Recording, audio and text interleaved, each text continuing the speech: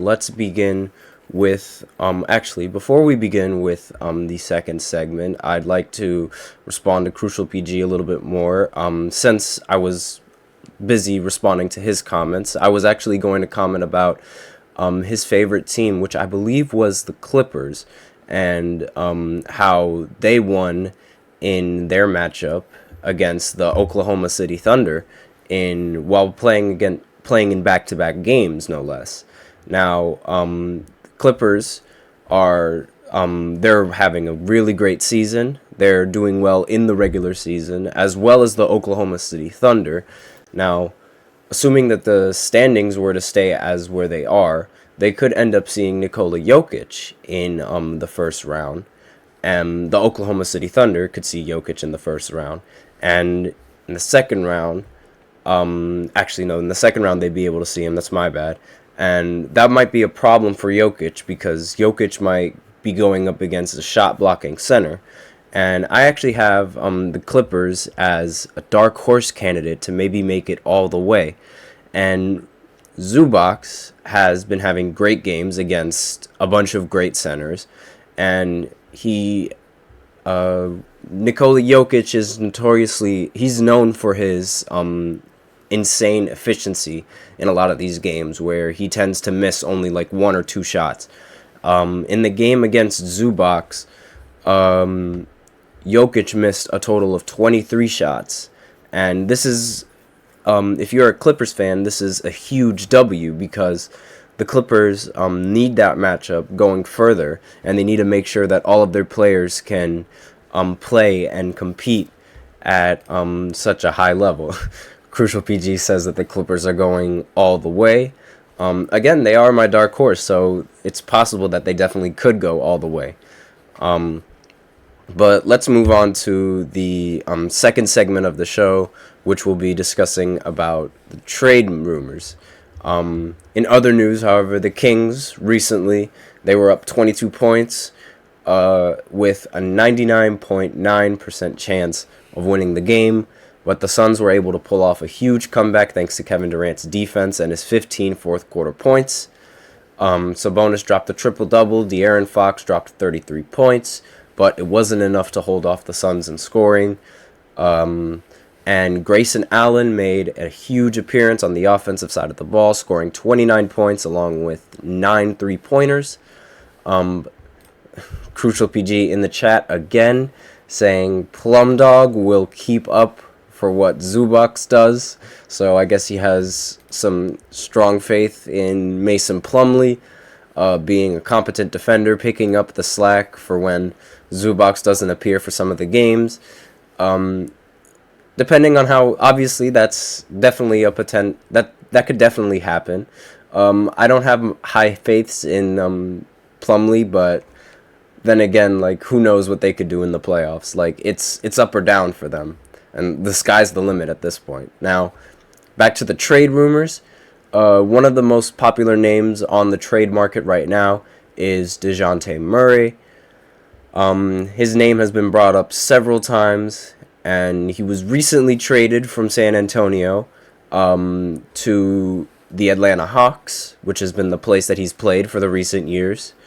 Since they've got him, the Hawks have been a notoriously mid-team. They're a team that hasn't what it takes to make the playoffs, but they don't necessarily have what it takes to make a deep playoff run. They did it once with Trae Young in his second year, but ever since that, they've come up short recently in a lot of the playoffs. With DeJounte Murray, they made the playoffs, but they lost to the Boston Celtics in 6 games. Now, DeJounte Murray averaged 23 points per game with 7 assists and 7 rebounds, shooting a little inefficient with 44% from the field and 37% from 3. Crucial PG mentioned in the chat that Zubac was hurt for 4 weeks. Yes, but you also have to mention the work that the bench also has to provide for the Clippers. Like, you don't expect Zubac to play every single minute of the Clippers game in the playoffs, do you? So when he's sitting down, Like, you need Mason Plumlee to come in and guard a lot of the top tier centers, and depending on who they go up against, it could be either a bad matchup for Plumlee, or it could be a pretty good matchup. Like right now, the Clippers look to be set to play the Dallas Mavericks. That looks like it would be a great matchup in your favor because you have two perimeter defenders that could guard Luka and Kyrie Irving, and you don't have to worry about the center position that much. But it would hurt you later on if you have to go up against once again, you did beat Chet and you didn't even have to play Zubac that last game, so that's good news for you. But at the same time, playing Chet in a 7-game series, it might be depending on how well it goes, depending on how well his playoff debut is and how he handles the pressure, because it's still questionable. Crucial PG responded, "We got Plum Dog and Poe Theisty." Crucial PG, you do have a sense of humor, I will give you that, but I am going a little bit off topic, so I'm going to go back to the trade rumors. Trae Young in the series, I did mention the Atlanta Hawks going against the Boston Celtics. He averaged 30 points per game on 10 assists on nearly 40% shooting from the field and 33% shooting from three. He's also been involved in some trade rumors, as some sources say that a lot of people around Trae Young's inner circle wouldn't mind him being traded over to the San Antonio Spurs, which would be good for Victor Wembanyama. Victor Wembanyama has a lot of eyes on him since he's the number 1 pick in the draft and he's 7'4". He gets easy lanes for a dunk, but most of his teammates don't notice that, or they don't necessarily pass him the ball, which seems to be the most common problem. So pairing him up with a point guard that really likes to pass would definitely help Victor. Not only that, but DeJounte has also been in trade rumors surrounding the Lakers, which I said before, I don't think the Lakers are in a good market to make a trade value. Like I said that before, I didn't think they would make a good value for Joel Embiid.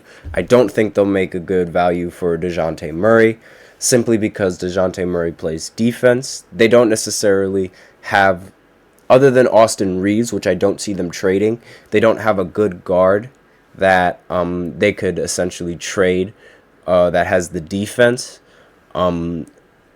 Since Atlanta is still technically a mid-tier team, they could make it to the playoffs if they try, but if this trade goes through, then the possibility of that happening is it's not 100%.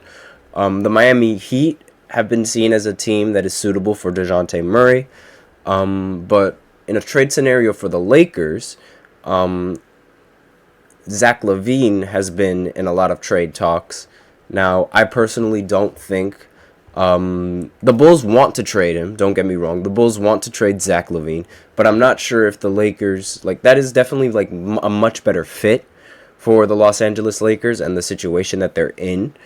I'm not entirely sure the Bulls would pull the trigger on them because I believe they could get a lot more value from Zach LaVine. Crucial PG, yeah, see, he agrees with me. He says, yeah, that's his bad. Yeah, see, those trade talks are just terrible. Not only that, Draymond Green has also been involved in a lot of these trade rumors with Pascal Siakam, and obviously with Draymond Green's reputation and his antics both on and off the field, it's a little bit difficult to gauge Golden State Warriors and their opinion on Draymond Green, whether or not he's fit for the team to help them win championships. I personally think that both sides shouldn't trade either of those players. Pascal Siakam brings great value to the team, along with Scotty Barnes, as well as Draymond Green bringing the value that he needs to Golden State. I personally think that I don't think Golden State is going to be able to make it anywhere with the roster that they have, but I don't think it's fair to trade away Draymond Green simply because of what he's brought to the organization and what he's been able to do. So and with that, we have run out of time. Thank you so much for tuning into the GSMC Basketball Podcast. I'm your host, Nelson Jimenez. Once again, don't forget to tip and donate to the link in the description. That is streamelements.com/GSMC Sports Network /tip. I'm your host, Nelson. And wait a minute, before I end the show, we have one more comment coming in from Crucial PG.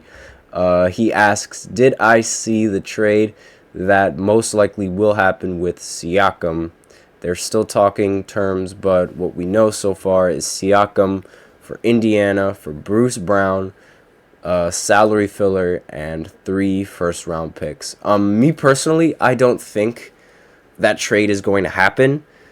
I think that's just a bunch of talk just to get his name out there.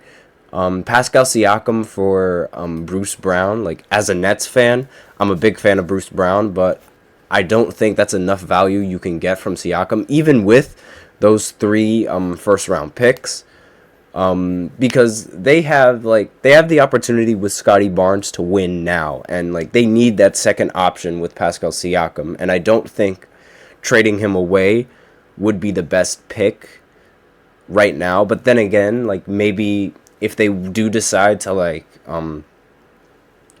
lose a couple of games to progress more into the draft and get a higher draft pick, because of how top heavy the Eastern Conference is, maybe that's a good move. But as of right now, I don't necessarily think that that's the best move, or that's what should happen. But we'll see, and we'll probably talk about it once they do pull the trigger. But once again, we are out of time. I am your host, Nelson Jimenez, and as always, take care.